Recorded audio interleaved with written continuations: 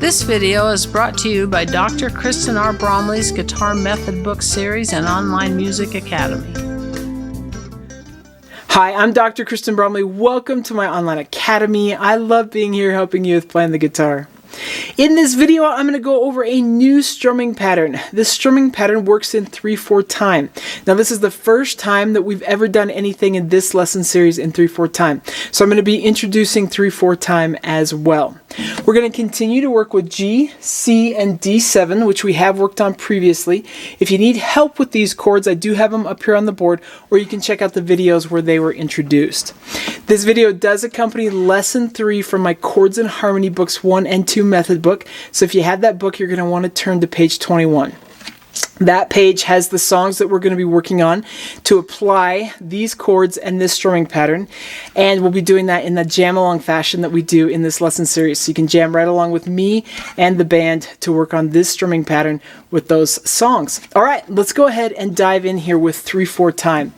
3/4 time can be a little bit uncomfortable. We're sort of used to, with the rhythm in our body, doing things in even meters because we walk right, left, 1, 2, 3, 4. But as soon as we take a beat away, it becomes a little bit uncomfortable. We don't know what to do. We don't, for example, walk right, left, left, right. So it can really help as you're working on 3/4 time and getting used to it to count the beats, and you may have to as you get started.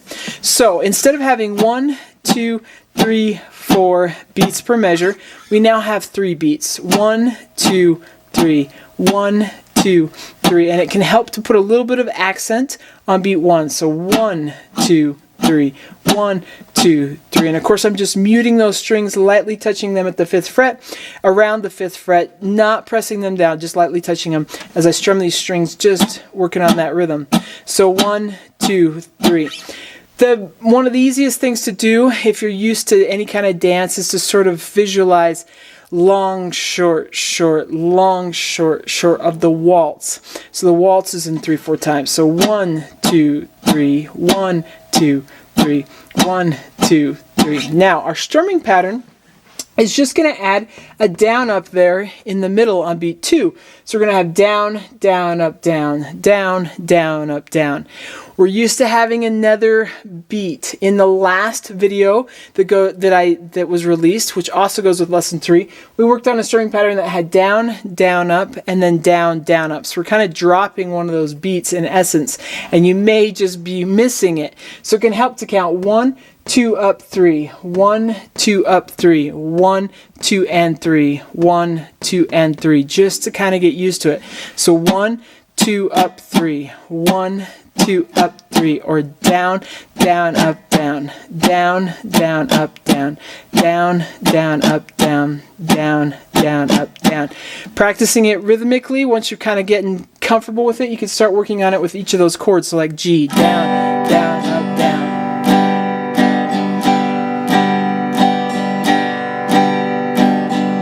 Just like that. Now this strumming pattern can have a swing component to it as well. So we can swing those 8th notes, or we can play them in an even fashion. Even or straight 8s have equal amounts of time between each of the 8th notes. Swung 8th notes is where we take the ones on the offbeat and delay their entrance. So we're going to sort of pause before we come back up. Down, down, up, down, down, down, up, down. And it's good to practice both.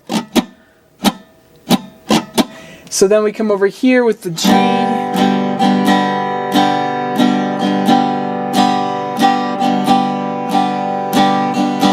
Strumming is all about being part of the groove. When we're just strumming the guitar and singing or accompanying someone else and we're not playing in the band, we kind of have to carry the whole groove right there in our strumming pattern. Sometimes if we're playing with an ensemble, we can just play a piece of the groove. We're working on these strumming patterns where you could just sing and play and accompany something and have the whole groove. Some grooves have more of the swung 8th notes, some groups have more of the even 8s. So it's good to practice both. All right, so we're going to apply this strumming pattern and these chords to a couple of songs. They're there on page 21, and you just get to jam right along with me. Each of these songs will be played at 2 different tempos, a slower tempo and a faster tempo, so you can practice on both. And as I've mentioned in previous videos, it's a good idea to take advantage of working on each skill in isolation, so you can practice and jam right along with the videos, just working on the strumming pattern and not worrying about the chords. You can just play along and worry about the chords, just the chords, or just with basic strums, or you may need to just do 3 down strums. If you're working on singing, you can work on just singing right along without playing at all, and then you can try singing with fingering the chords or singing with the strumming pattern, and then try putting the chords, the strumming pattern, and singing together at the different tempos that are there. It's going to be super fun. Let's go ahead and jam together.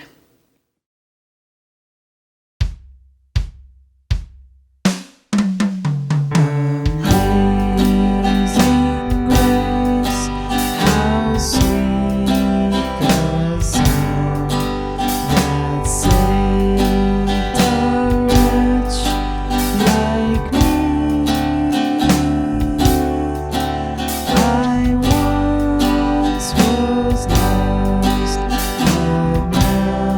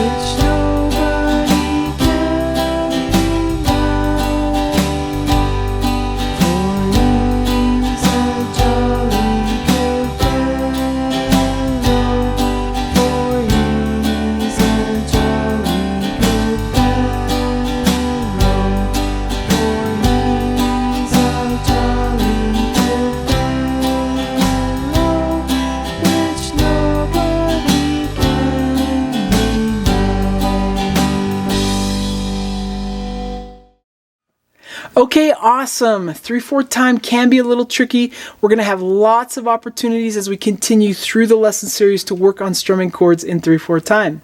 In the next video that goes along with lesson 3 of the method book, we're going to be working on a type of notation that only has the lyrics and the chord symbols above. There's no indication of measures or how long we strum a particular chord for, and this is going to be great. This is an important thing to kind of get comfortable with, as a lot of music is written this way in more casual settings, so less professionally published music settings. So for instance, a lot of my students, and I do this myself, will search for a song, do a Google search or that sort of thing, where I'm looking for a particular song, and then I look for the lyrics and the chords for that song where somebody else has written out the chords to it.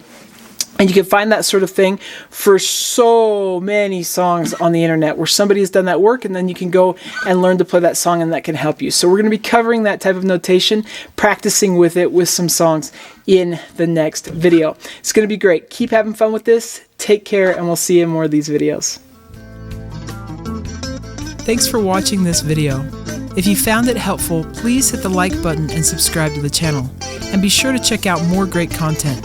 You can find more information about me and my products at KristenBromley.com. Take care.